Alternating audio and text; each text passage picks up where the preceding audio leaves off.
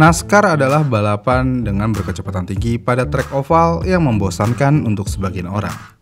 Namun, walaupun mobil ini hanya muter-muter aja kayak tong setan, tapi mobil NASCAR bukanlah mobil yang pelan, yang mana pembalap NASCAR akan saling bersaing dengan kecepatan lebih dari 321 km per jam secara konstan.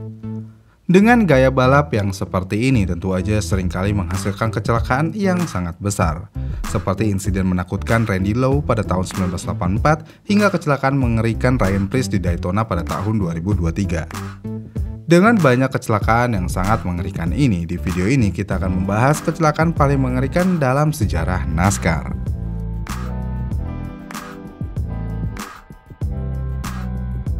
Ini adalah salah satu kecelakaan paling mengerikan sepanjang sejarah NASCAR. Mike Harmon selama latihan untuk balapan di Bass Series tahun 2002 di Bristol, jalur ini dikenal sebagai Thunder Valley. Sebelum kecelakaan ini terjadi, saat Mike Harmon melaju di tikungan 2, dia tiba-tiba kehilangan kendali dan menghantam dinding dengan keras di sisi kanannya. Lebih parah lagi, Harmon menabrak gerbang penyeberangan yang mana hal ini menghasilkan dampak yang besar. NASCAR mengatakan gerbang tersebut belum diamankan dengan benar sehingga saat Harmon melakukan kontak, mobilnya terbelah menjadi dua bagian dan langsung terbakar. Mobil tersebut kemudian terangkat dari tanah dan terpental kembali ke jalur yang kemudian dihantam oleh mobil lain dengan kecepatan tinggi. Dan hal ini menyebabkan dampak sekunder yang besar bagi Harmon, yang mana mobilnya berputar-putar. Ketika kecelakaan berlangsung, banyak orang yang berpikir kalau Mike Harmon mungkin sudah kehilangan nyawanya. Namun ajaibnya beberapa saat kemudian Harmon keluar dari puing-puing yang sangat berantakan tersebut dan Harmon hanya mengalami luka ringan aja. Yang mengejutkannya pada balapan berikutnya, Mike Harmon sudah membalap lagi.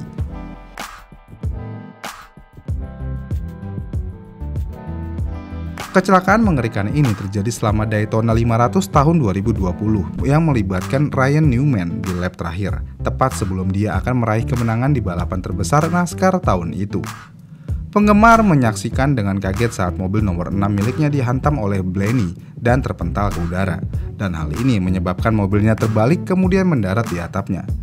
Dalam kecelakaan besar tersebut, penonton menyaksikan dengan terkejut saat mobil Newman terus meluncur di trek dengan percikan api yang berterbangan dan dengan cepat terbakar setelah berhenti. Dengan adanya kecelakaan ini menjadi pengingat besar akan bahaya yang melekat dalam balap, terutama di balap super speedway di trek seperti Daytona International Speedway. Dan berkat inovasi keselamatan yang sudah lebih maju, Newman keluar dari kecelakaan tersebut tanpa cedera yang serius.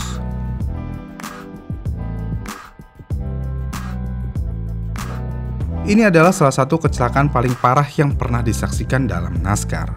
Kecelakaan mengerikan yang dialami Michael McDowell saat mencoba kualifikasi untuk balapan tahun 2008 di Texas Motor Speedway adalah salah satu yang tidak akan pernah dilupakan oleh para penggemar. Saat dia keluar untuk percobaan kualifikasi lap tunggal, mobil nomor 00 miliknya menghantam material penyerap oli di tikungan 1 yang diletakkan karena kegagalan mesin mobil sebelumnya. Dan hal ini menyebabkan dia kehilangan kendali pada kecepatan 321 km per jam yang berarti ini adalah top speed.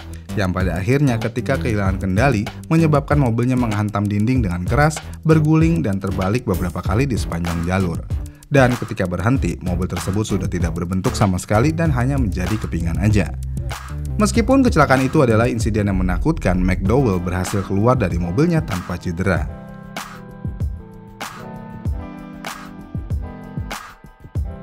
Ini adalah kecelakaan yang mungkin paling menakutkan yang pernah terjadi di NASCAR, kali ini dalam seri NASCAR Truck. Selama balapan Daytona Truck Series tahun 2000, Jeff Bodine benar-benar terbalik, yang mana truknya dihantam oleh pembalap lain dan menyebabkan kecelakaan yang sangat parah.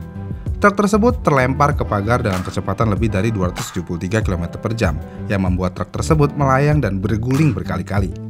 Pemandangan mengerikan ini berlanjut saat truk tersebut terkoyak oleh pagar saat terbang menuruni lintasan, yang pada akhirnya truk tersebut hancur berkeping-keping. Hasil dari kecelakaan tersebut, puing-puing berserakan ke lintasan. Namun luar biasanya, Bodine selamat dari kecelakaan gila ini dengan hanya beberapa tulang yang patah.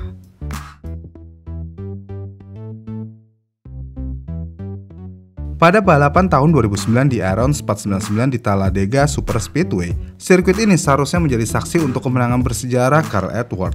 Tapi sayangnya di tikungan terakhir sebelum checker flag berkibar, Keselowski mencoba menyalip untuk memimpin di bagian bawah lintasan. Namun mobil Edwards melakukan kontak dan membuatnya terbang ke pagar. Yang tentu aja dengan kecelakaan ini Edwards gagal menyelesaikan balapan. Tapi beruntung bagi Edwards karena dia berhasil keluar tanpa cedera.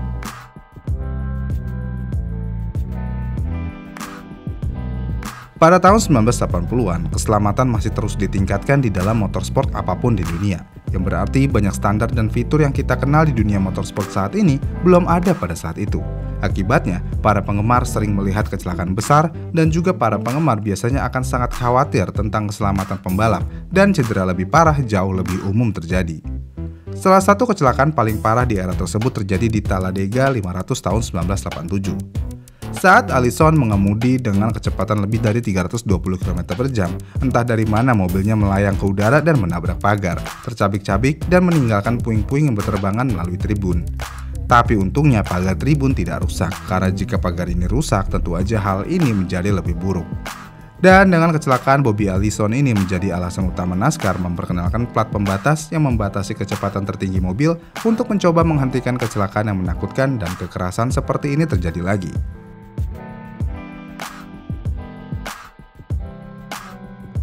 Pada Daytona 500 tahun 1988 ada kecelakaan yang mengerikan yang melibatkan pembalap favorit penggemar, yaitu Richard Petty. Saat keluar dari tikungan 4, Petty melakukan kontak dengan dua mobil lain.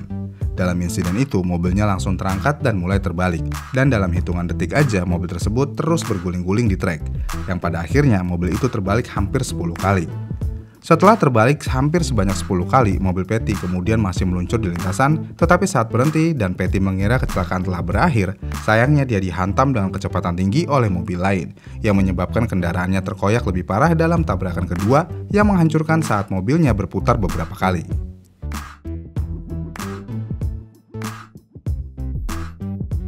Pada Daytona International Speedway pada tahun 2023, Ryan Preece berharap untuk memiliki hari yang lancar, menghindari kerusakan pada mobilnya, dan pulang dengan hasil yang solid.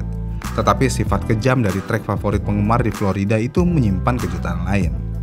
Saat balapan sedang berlangsung, Preece bergerak turun dan menghantam mobil lain, membuatnya terbang tinggi ke langit dan dengan keras menghantam tanah. Setelah mendarat, mobil tersebut kemudian berguling-guling beberapa kali di trek dan pada akhirnya terbakar. Dikatakan mobil tersebut hampir 12 kali terguling, dan ini adalah pemandangan yang mengerikan dan mengejutkan. Ini jelas kecelakaan paling menakutkan dalam beberapa tahun terakhir.